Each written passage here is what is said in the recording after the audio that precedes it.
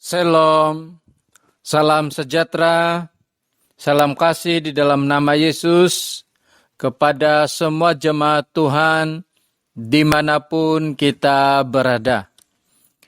Kasih anugerah kebaikan Tuhanlah yang memungkinkan hari ini kita boleh beribadah bersama dan belajar firman Tuhan. Sebab itu mari kita siapkan hati kita untuk mendengar dan belajar akan firman Tuhan. Firman Tuhan yang kita pelajari diambil di dalam Roma 15 ayat yang pertama sehingga ke-6. Sekali lagi Roma 15 ayat 1 sampai 6. Dan saya akan bacakan di sini dalam terjemahan Indonesia. Orang yang lemah dan orang yang kuat. Kita yang kuat wajib menanggung kelemahan orang yang tidak kuat dan jangan kita mencari kesenangan kita sendiri.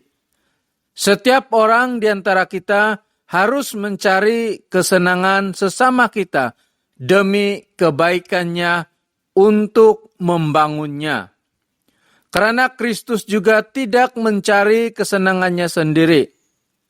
Tetapi seperti ada tertulis, kata-kata cercaan mereka yang mencerca engkau telah mengenai aku.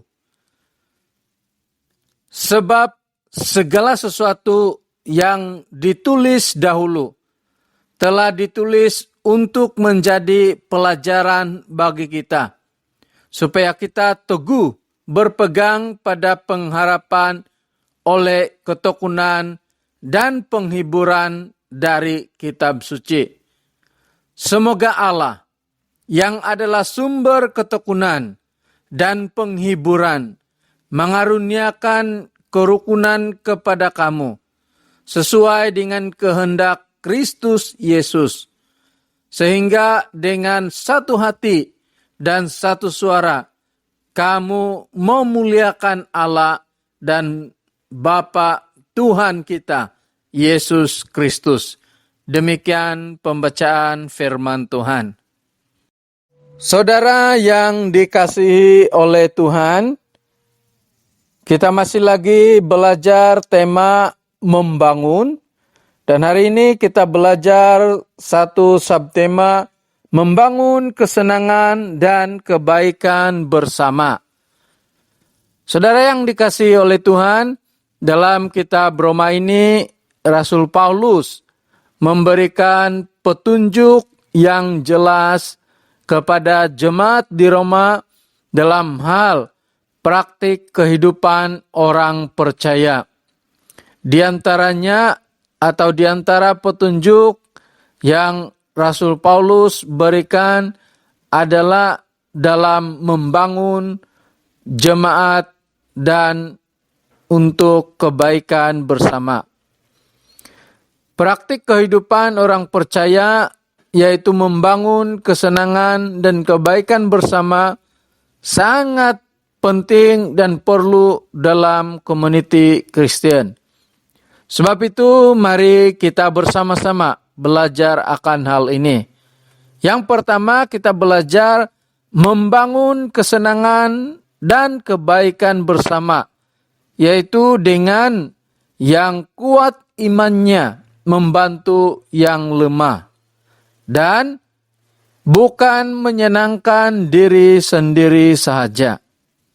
Saudara yang dikasihi Tuhan, lemah iman yang dikatakan di dalam kitab Roma ini adalah ia berbicara mengenai anggota jemaat Roma yang mempersoal dan belum dewasa di dalam hal makanan dan juga tradisi Yahudi.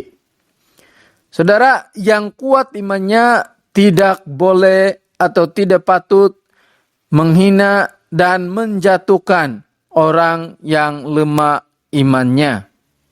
Tetapi harus saling membantu dan menopang untuk menguatkan jemaat bagi kesenangan dan kebaikan bersama.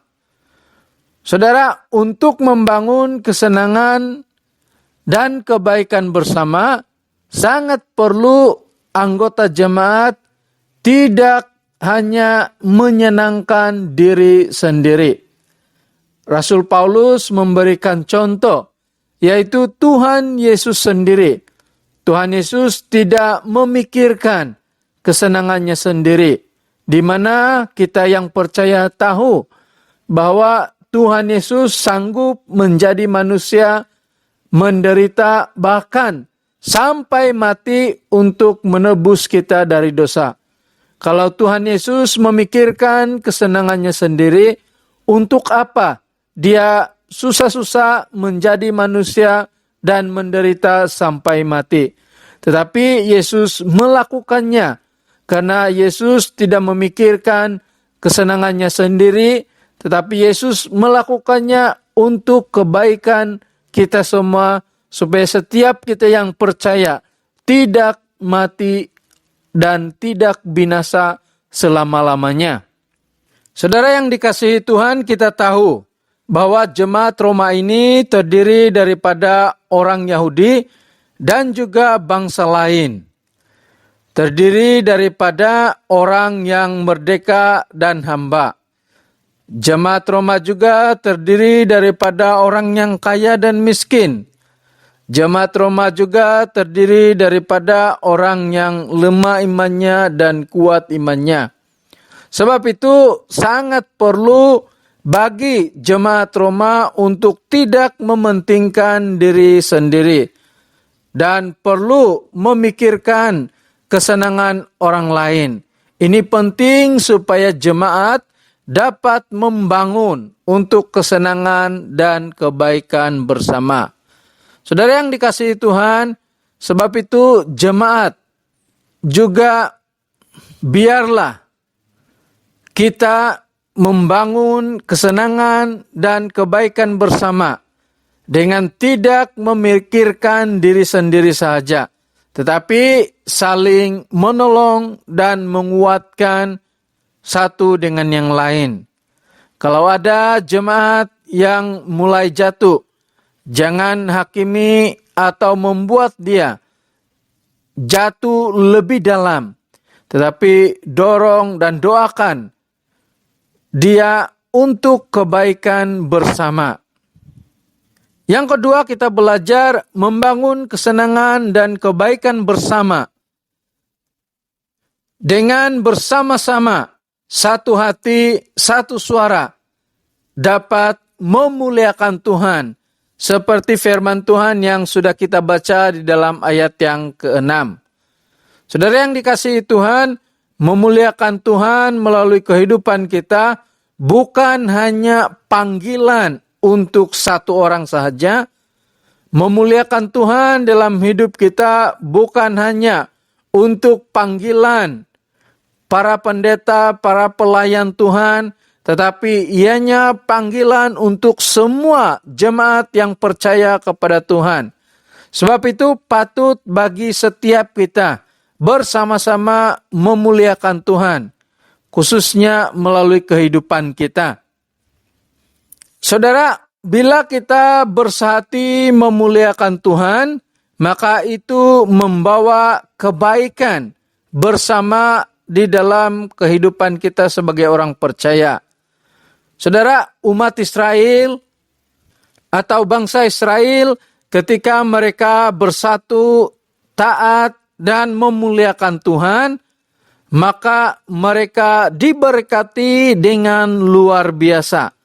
Tetapi ketika mereka menyembah berhala, tidak bersatu, maka mereka menerima hukuman daripada Tuhan. Jadi saudara, sama halnya dengan kita.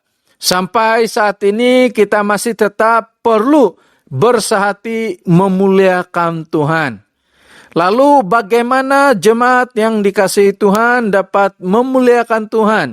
Yaitu melalui kesatuan kita di dalam melakukan pelayanan bagi kemuliaan Tuhan. Kita juga dapat memuliakan Tuhan melalui kehidupan kita yang bersahati, melakukan yang baik, bersahati di dalam hal suka menolong atau membantu satu dengan yang lain, bersahati memberi kepada Tuhan. Dan banyak lagi hal yang jemaat boleh lakukan untuk bersama-sama dapat memuliakan Tuhan. Saudara, dalam keadaan sekarang cabaran kita adalah penularan COVID-19. Ada ramai orang yang terjejas, baik itu mungkin dalam soal ekonomi, keuangan, maupun emosi. Sehingga sangat perlu kesatuan dari anggota jemaat untuk saling membantu, saling mendoakan, saling menolong satu dengan yang lain untuk kebaikan bersama-sama. Saudara, ada seorang guru yang memberikan soalan peperiksaan kepada murid-muridnya. Soalan yang diberikan berbentuk objektif.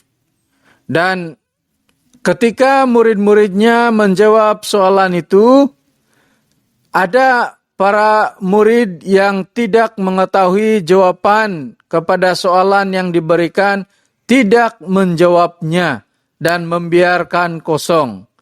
Dan ketika guru itu memberikan atau mengembalikan keputusan kepada murid-muridnya, dia berkata kepada murid-muridnya, lain kali kalau menjawab peperiksaan, jangan biarkan ada jawaban yang kosong. Tetapi ada seorang murid yang berani dan berkata, apa artinya kalau jawaban saya betul tanpa sengaja? Itu berarti saya tahu jawabannya, walaupun sebenarnya tidak tahu.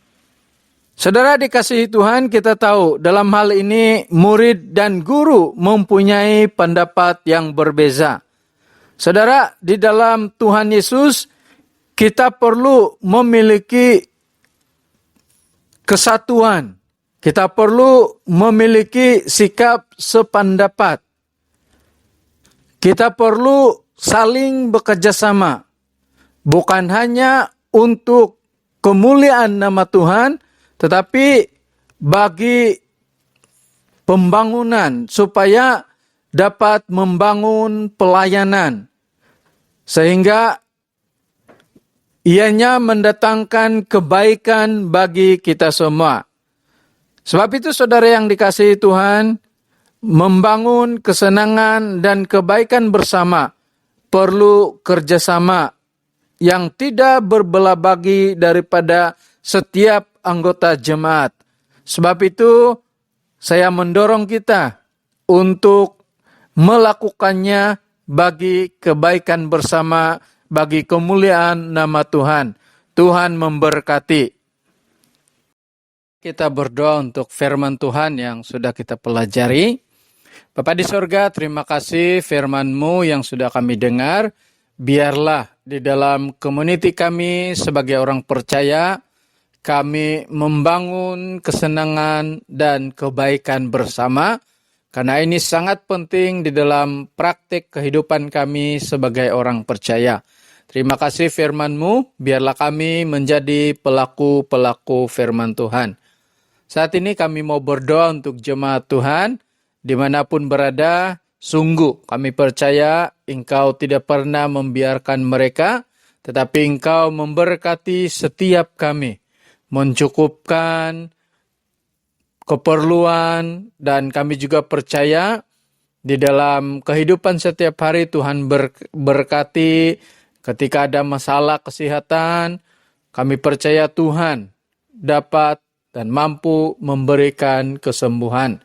Kami juga mau berdoa supaya Tuhan terus memberkati anak-anak kami, pendidikan anak-anak kami, dan kami juga mau berdoa supaya Tuhan memberkati pelayanan di dalam gereja kami. Biarlah walaupun pelayanan sukar dilakukan, tetapi biar kiranya melalui pelayanan yang dilakukan boleh menguatkan dan memberkati jemaat.